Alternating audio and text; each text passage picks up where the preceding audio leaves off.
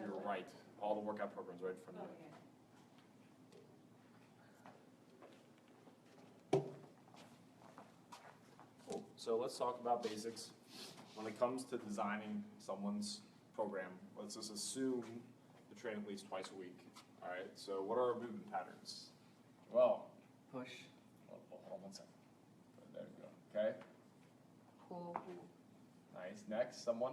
Press. Press, I'd say that's in here. Hinge. Hinge, there you go. Another one. squat, be the same, yeah. Beautiful. What else? Lift,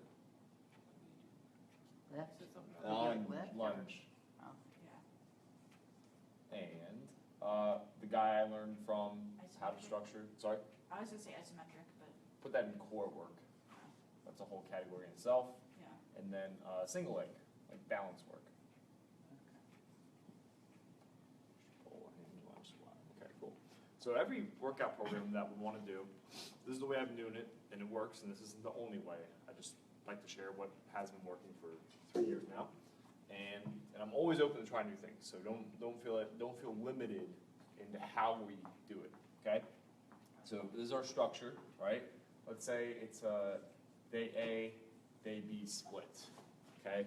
What we want to do is, let's say, we'll make this one a hinge dominant, because most people, the people that we serve, they're not bodybuilders, they're not going to be doing, you know, a chest day, a back day, a leg day. They need to get total body in. They're lucky to get in 2 to 3 really great strength training workouts per week, okay? So this is exactly how I've been doing and how it's worked well up to this point, okay? So we hinge day A, we push, okay? And then in the next circuit, I would focus on a squat or single leg, maybe. Okay? And then a pull here is one way to do it. Here, it would be, we'd flip it. So, squat, pull, okay? And then here would be, this would probably, this lunge would be closer to a squat pattern than a hinge pattern. Does that make sense? You get your quads, your glutes, your hammies involved, versus a hinge pattern where you only work the backside. So I would put that more in line with single leg. Like a single leg RDL, for example. And we push. Do core work maybe here. Okay, you guys get the idea. Does that make sense? Is everyone familiar with how we've been doing this? Is everyone? So, depending on the person's goal, most people need general conditioning. You know, if someone wants to make a significant weight loss goal, they should probably add in more group training sessions, add in more activity outside, but more importantly, focus on their habits around the nutrition. Because it doesn't matter what we really do in here. If they want to see fat loss, they have to. That is a must, right? Like you could do like a strength training program where you just come in, even simpler than this, like a true strength program. Let's say you just do squat on Monday. That's all you do, like 5 sets of 5. Okay. Wednesday you come in, you do 5 sets of 5 overhead presses. Friday you come in, and do 5 sets of 5 with deadlifts. That person can lose fat just as efficiently as someone that's doing something like this. If they're going to dial in their nutrition a little bit tighter. Right? Their body's not going to be revving as fast, but they're going to be healthy as well. They're going to get strong. They're going to need strength. Probably not a lot of conditioning work. But I know a lot of bodybuilders that have really great genetics. They do basic strength training and they don't really do a lot of cardio. So they're conditioning. Like you put them on a track or something, they're going to suck wind in 10 seconds. But they're really lean because body fat is not necessarily dictated by conditioning or by activity. Okay, does that make sense? So this is a general structure I like to use. Okay, like I said, it's not the only way to do it, but it's worked really well, especially for a small group dynamic. And a few of the things we want to look at as we drill down a little bit more. So here, why do I hinge and push at the same time? Does anyone know? Because it's Well, you're front and looking back. at completely different muscle groups. Well, we definitely will be, whether it's, let's say it's a pull, why wouldn't I pull with the hinge? Oh, because they're on opposite sides of the body too. Which means that they're gonna hold what, how? The barbell, right? Yeah. The load. So what I've found is if, this is one of the most simplest errors that will definitely hold back your training program and the results you get on the strength work. If you put a pull here, does anyone know why? Because your grip strength. Your grip, you're gonna create a limitation as you go through each set, okay? Or you can come join us if you want, whatever. So one of the main things you're looking for in a group program, if you're modifying out an exercise, or even like in a strength training program, something like this, try to stack the opposing, not opposing muscle groups. Try to be aware of what's going to demand the grip strength from you, because last thing you want is them for, let's say they get more advanced in their training program. For some reason, you put a hinge and a pull together. Let's say you give them deadlifts and pull-ups. By the time they come back to their second set of deadlifts, the limiting factor is going to be their hands. It's not even going to be their body. So if there's one thing you take away from today, keep that in mind. Okay? So when we do an A-B split, the reason why we do lunge is because we get similar benefits to a squat pattern, but we're working the single leg.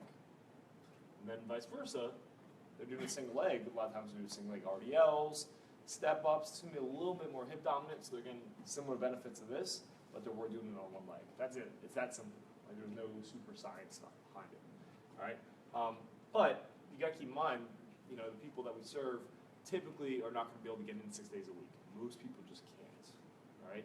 So you're factoring in their lifestyle, which is what that is, their recovery time. Okay. So you have to take all those factors in. So this is not the case for everyone. This is just the case for 80 to 90% of the people we help. Okay. So, Is this supposed to be targeting people that are doing twice a week? that would be 2 or 3 times a week because they would rotate through it. But if they, why don't we do an ABC? Yeah, that's right too. So I look at it as their biggest challenge is going to be getting in here. Right. So if they have an A/B, let's say they miss that third day every 3 to 4 weeks, which is very, very possible. They're still going to get that very concentrated, balanced work over time. But you can definitely do an ABC. But ABC also, like I was thinking, like they're not probably going to get that much more benefit out of a completely different C. Nope. And here's the thing. That if you started doing a body split, then you would. But if we're going to do another hinge pull day or something, it's Right. going to be the same. Right? Here's the thing. What's the other thing that it costs us and them during their first 2 workouts? Time. So do we really want to invest another third day educating them in how to do a third workout, or just take those 2, hit the learning curve the first 2 times or the first 2 workouts, and then just smash it? Because if we educate them properly, like we talked about last week, you're going to find that they pick it up and it's ingrained in them. Okay, and that serves them because they get their limiting factors time. So I'd rather see them working, getting more from that. Okay, so does that give you guys an idea of how to structure it? Okay, when it comes to exercise selection.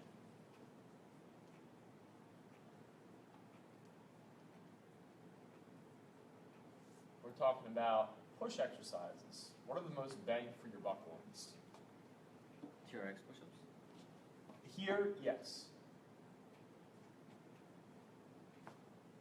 Or you can take notes actually if you want. Want to Google Doc it for me? You'll learn more that way too. Everyone watching this on camera is probably like, he's such an asshole. Exercise what? Single arm? Push exercise. So exercise selection. Selection. Yeah, that's a really bad hit, right? Okay, so TRX push-ups. Give me another one. What's another compound bang for your buck exercise we could do?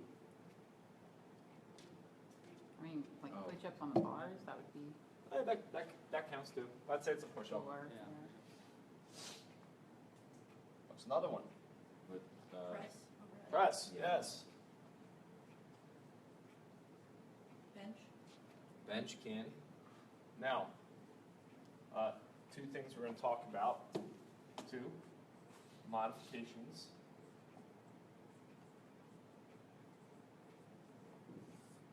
also logistics. Because those are really going to be two of the hardest things. You can make the perfect workout program, but those two still need to work, even especially in the group dynamic. All right. What's another? I guess that would pretty much be it. And then you just take variations from here. So like bench, your dumbbell, or barbell, right? Flat or incline. Okay. This can be dumbbell, barbell. You do alternating if you really want to. You know, there's a lot of different ways to do it, and they're all right. If you follow these general parameters, they're all correct. Okay. Even if you, let's say someone's trying to lose fat, someone's trying to get strong, someone's trying to improve athletic performance, you're still going to want to build the foundation around the same things. You're going to splinter off and individualize maybe some of the exercises for sports specific, for example. But generally speaking, a strength training program, because we all have to get stronger. If I'm doing bodybuilding, she's doing strongman, and he's doing track and field, we're going to have the same foundational movements, but the accessory stuff is going to be where it starts to really change. Like what are your primary moves? Squat, deadlift, jerks, knees. A little more sports specific, like power movements. But and then she does strongman Sunday, and it's like a bench. She's picking stuff up, heaving it, tossing it, moving it, pulling it. But it's still like the foundation is still there. What do they have you do? Squat, maybe some press. Probably not as much pressing for you. Not that much. We do planes as well. Front squats and RDLs as well. Yep. Because your legs got to be rock solid. Right? So many RDLs. Cool. So does that make sense? Mm-hmm. Yep. All right. So, let's keep going. What am I doing here? All right. So pulling. Well, give me a pull exercise. One. Lat pull downs? Rows, I would say yes, but you'll get more bang for your buck probably from an assisted pull-up, especially with how we train, who we train, and how we train. Like I do a lot of lat pull-downs, but I also do a blend between strength and hypertrophy training. So we'll say pull-ups, Okay. or a vertical pull. Okay. What's another one? rows. Rows. That's a whole different beast in itself. We can do TRX rows. We can do 3-point, 2 points. Okay. We can do bent over row, 90 degree. We can do 45 degree, right? So it's just a category. All of them are right. Now, when we get to modifications, that's where it might change. Wait, what's a 2-point? 2-point instead of 3, just take this away, and you're just free hanging. Oh, okay. All right, squats. Give me some squats variations. Wall Goblet squat. Goblets. Air squats. Air squat. Front squat, back squat. Front squat. Back squats. Cool. And then with modifications, we'll roll down a little bit more from that. Okay. Next we have hinge. Hinge. What do we have? What exercises? Good mornings. Yeah, I would call them more accessory, less bang for your buck. I Okay. mean, would you count like the medicine ball slams as a, Nope. Nope. RDL. Nope. RDL, RDLs, king of the hinge. Yes. deadlifts. You can see like the single leg exercises. It's a blend in between like RDLs, single leg RDLs. They're both a hinge, and some that their glutes on fire and their erectors tend to overcompensate. I might take their hinge exercise as their predominant hinge exercise. If I don't give them like shoulder elevated bridges, I might even give them a single leg RDL because I know it's going to make this work more or less than this. Okay. Cool. So hinge. So you could put. I wouldn't put them as primary, but like loaded glute bridges, right? So that's going to be good for someone. There's your modification, right? So it's like this is my thought process as I design the program. Okay. Let's see. Hinge. So all of these are in your exercise selection manual that we all have. We should all be looking at that. If you have any questions, start there. Okay? Say it's a 1 time a week. All right? How do we do this? Give me one way to do it. All right. Still do like 3 sets. With Don't worry about sets of Oh, reps. okay. Oh, we need to talk about that too. So we'll just work. We're definitely gonna try to get a full body exercise into their hour of PT. So we probably just do push pull. Start here. Yep. Um, So how will we do it? Let's say we do 2 circuits. By the way, you guys might have noticed, I started doing this just to test it. yeah, I've seen it on. We've done a similar structure like that before, like a finisher kind of conditioning work. A lot of people do that. Still, we're just toying with it. We may pull it out, and because up to this point, we've stacked in the conditioning work in between, right? But could they get stronger if we save the conditioning for the end? Maybe. We'll see. Right. Okay. So day 8. What do we start with? We'll start with a push movement. Okay. All right. What's next? Then, a squat. Cool. Now this is a once time a week program. So traditionally, I like to stack the pull with the squat because of grip strength. Yeah, that's. But it's okay. Like you'll see the one time a week, it's gonna be a little bit interesting in a second. So keep going. Then a hinge movement, but then that would go with the pull as well with the same grip. Well, I would save the hinge movement for the second focus of the workout. Okay. Just personally. It's not to say that putting a hinge here is wrong. Yeah, I just feel they'll get more from their squat as their dominant exercise for their lower body. Because if this is a 5x5 maybe, I'd rather see them bang out 5 sets of 5 reps, relatively heavy squats, and not fatigue their glutes for that second set. Okay. So if we're trying to be efficient here, we could leave this, depending on the person, maybe we'll put in core work. Maybe we won't. Maybe they'll need it. Second half, what could we start with? What's one way we could do it? You could do a single leg exercise. Like? The drunken flamingo, so the RDS. Yes. Perfect.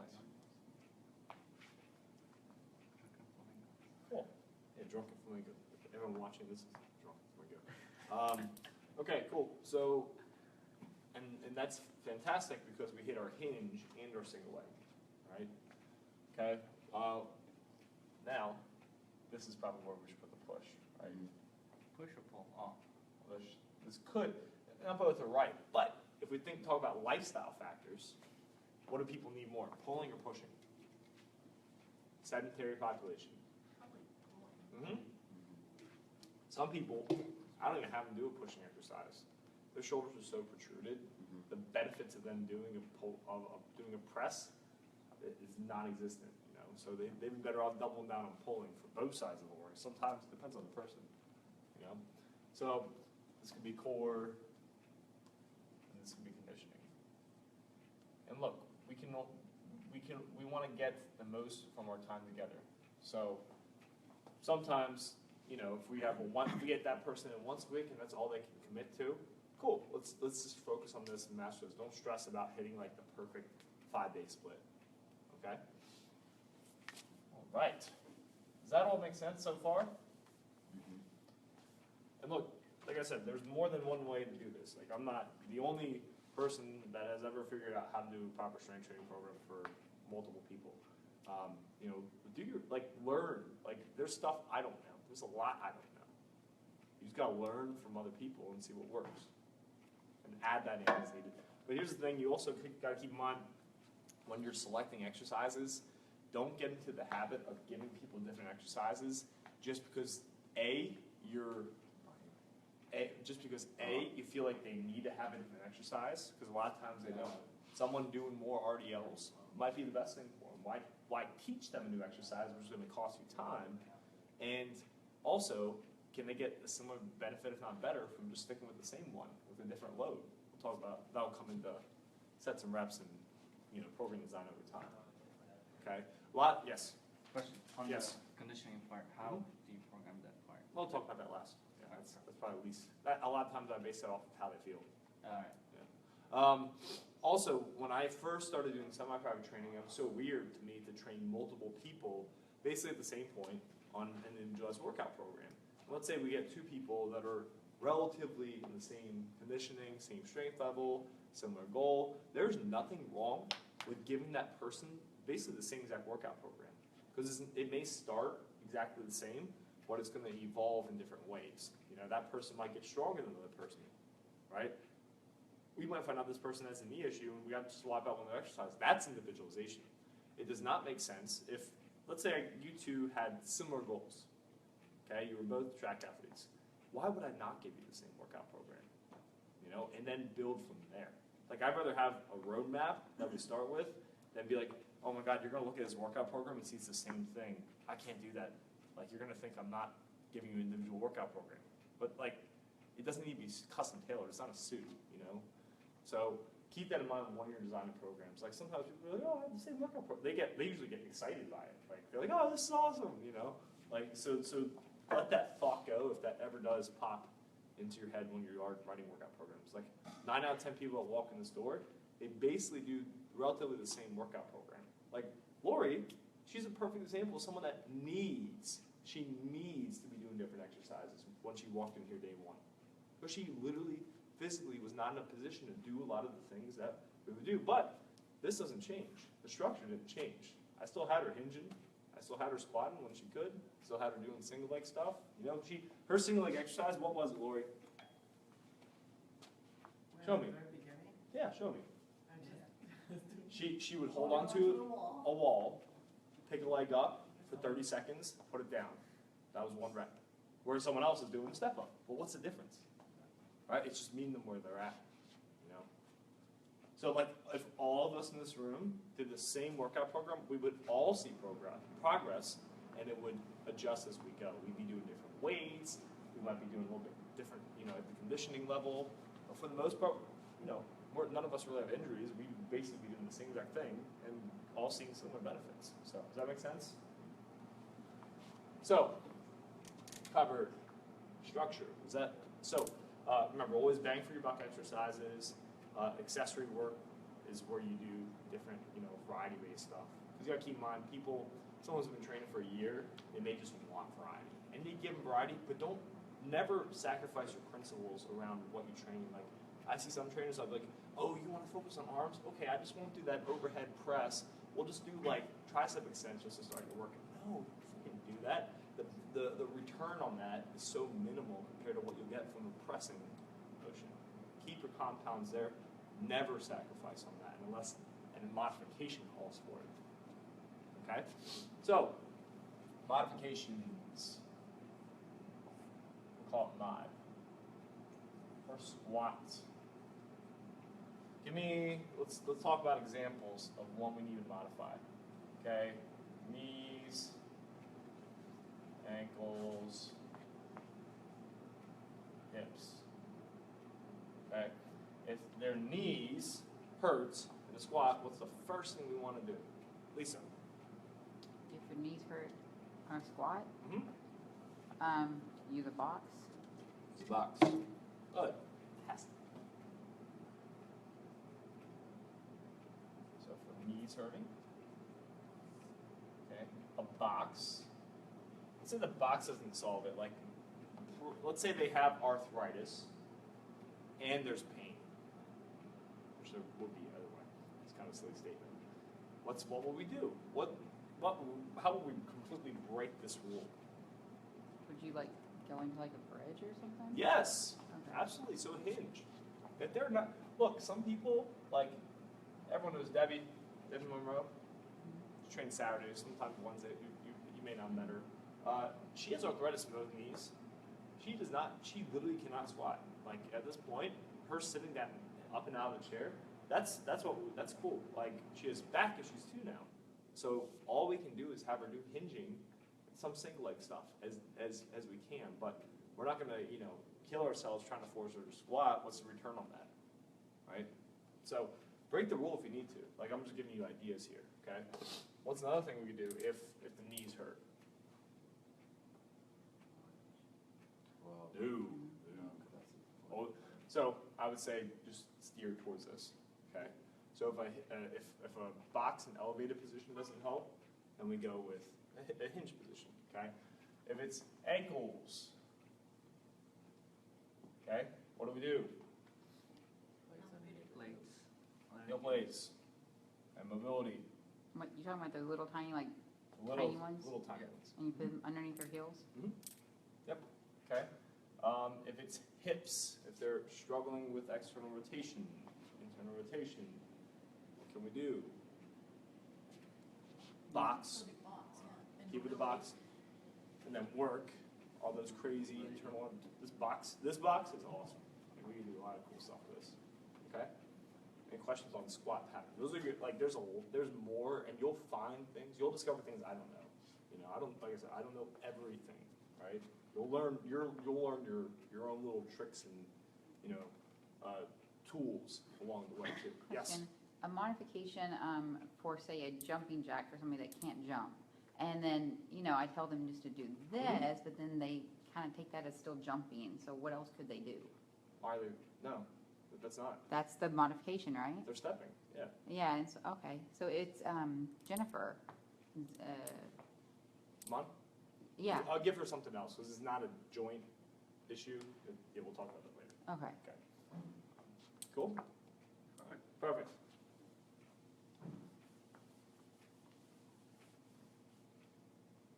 Pushing. Okay. What could be some? Let's say here we go. If a pressing, let's say they have an injury and they can't press. That's the way I would go. 9 times out of 10. If they have a rotator cuff issue, they probably need to pull. So the risk reward is going to be there. Okay. If their shoulders fall forward, they're trying to do an overhead press. What can we do? We still want them to press. They can't get that full extension. Incline. Incline, there you go. While you're doing incline, you darn better make sure that you're having them do something to mobilize their shoulders. That can be dislocators, right? That can be wall angels. Both those work, okay? That can be internal rotation, external rotation, but that's more accessory work. I wouldn't put that in the top of the workout as much, okay? For pressing, very few times, if someone's very unstable with TRX push-ups, I'd have them do 4 presses. Does everyone know what 4 press is? It's like a dumbbell bench press, but limited range, just like Joel's doing, with his head back, of course. So, feet up still, that was good. Okay, any questions on pushing? Well, there's more to it. These are just the general, those common things that you're going to want to tackle and maneuver with, okay? So with like new members, you would like basically with the push-pull start off on the TRX and stuff, right? You wouldn't go straight to like the bench and. Unless they come in here and they're a special case, they're a strength training athlete, right? Which we don't really attract. So this is going to help you with 90% of the people we serve. All right, a pull. Say their shoulders are coming forward. What do we do? And when they're doing a TRX row, will we take that exercise out, or will we adjust how we're doing it? Adjust, okay? Because odds are, unless there's something very specific with the previous injury, what I've found to work really well, if you just have them rotate out their thumbs and cue them on how they're doing the row, they tend to retract a little bit better, okay? If they have excess body weight, okay, and even the slightest angle is just too much and they still get that round at the top, don't take away the movement pattern, put in band rows, same thing, nothing changes, okay? Band rows, just take a heavy band, wrap it around, do the same thing. I'd rather see someone master a movement than stress about the weight. These aren't, they're athletes, but they're not sport-specific athletes. They do not need to see, 5% strength increases every week, okay? If it's a bent over row and they're rounding out, what do? Again, I'll coach it. Say I'm doing rows like this, which is very common, what's the best thing for me to do? Cue them on out. If the cue is not working. I mean, the back has to be in Get 'em neutral. on. 3.5. Yeah. 3-point. Okay? If that's not working, QX. Cool? Okay. All right. Pull-ups, if they should only be doing pull-ups, then they can do pull-ups. There's no real building block there. Okay? Cool? All right. Let's see, what do we have next? Hinge. This is a good one. Hinge. They're trying to do a RDL or deadlift, and it's not working. What's something we could do? Their hips are too locked up. What's bridge? I like to personally pop their feet on a box or a ball because it gives them a longer range of motion. They actually get their hips through, because a lot of times if people are locked up and they're doing bridges from the floor, they don't really get the full exaggerated extension, and their quads tend to do all the work. Okay, so that's why you always see me having people use the boxes for bridges. Just give them the full range of motion, gives us a chance to press the glutes out. Okay, another one, pull throughs. I don't like these a lot here because we don't have cables. Pull throughs work pretty well. If they're training twice a week, their knees hurt. We've already given them bridges. I don't want to just give them like 1,000 more bridges. I'd rather give them another exercise that's, a compound exercise that can get that same pattern. So pull throughs are great. Okay. Single leg pull through. You took a band, put it at the base, grabbed it, and walked it out. So there's tension here, and you basically let it pull you back into a hinge. Taught Linda Eden that. If anyone trains in the afternoon, you've seen her progress with that. Definitely good for the glutes.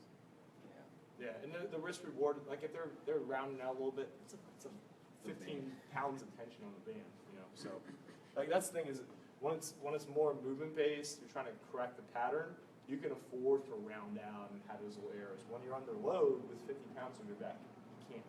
Okay. All right. So, and then you can always go single leg exercises, single leg RDLs, single leg bridges. Cool. Makes sense. Right. Okay. Squats. Oh, we went over squat right. When people are doing barbells work, make sure they move good. I don't care if someone's been training 6 months, 6 years. If someone is squatting like shit, I'm not going to allow that to continue. I will take their barbell away, and I will make them do a million mobility exercises before I put another pound on. The benefits the benefits they're going to receive from doing a half-ass, no pun intended, barbell squat, where they're not even getting full range and they're leaning and their joints are getting jacked up. There's no benefit there. Force them to do a freaking goblet squat before they even touch a barbell. Okay? And you guys have the power to do that. I don't care who's been telling them to do what for 6 months. Like if you see it happening, stop it. Okay? Cool. All right. Lunge. Here's a fun one. Okay. So what are some of the common challenges we find with lunges? Balance.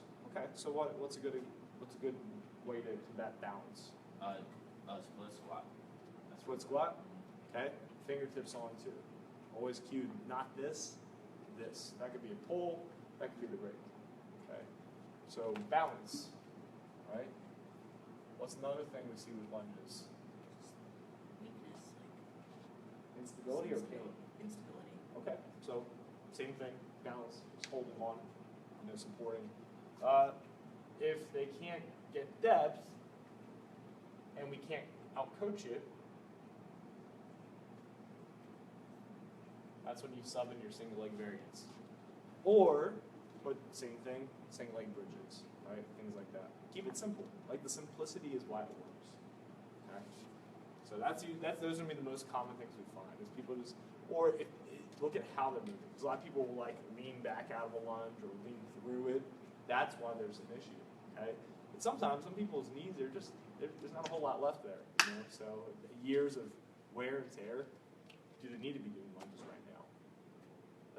The more practical application out there is going to be more of a single leg step up anyway. Then when in someone's day are they going to go like this?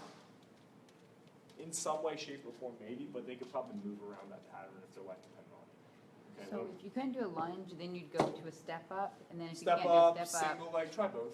Look at their program though, because that goes back to the roadmap. If they were already doing single leg step ups, why don't we give them single leg RDLs? You know? which is like drunken flamingo. And if they're already doing that too, then give them single leg bridges. So we don't want them doing the same exercise 3 times in a workout program. You know? Okay. So, all right, we're cranking on time. So modifications, does that give you guys some ideas? And you can always ask. We ask each other too. I'm not the only source of knowledge in here. You know, she's worked with a lot of different athletes that she has perspective I don't have. Okay, so logistics. We got to design a few workout programs in the next 30 minutes. So let's look at. We'll just do them as a group. All right. Probably just design their A today. All right.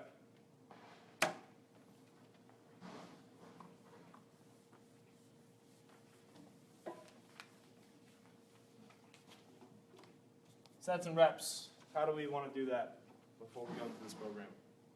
I mean, generally it's 3 sets, 15 reps. For the first one, yes, general conditioning, okay? But over time, you know, there's several different ways to periodize. Linear periodization, where we just go straight up in intensity. So heavier weight, less reps, more sets, right? We have nonlinear.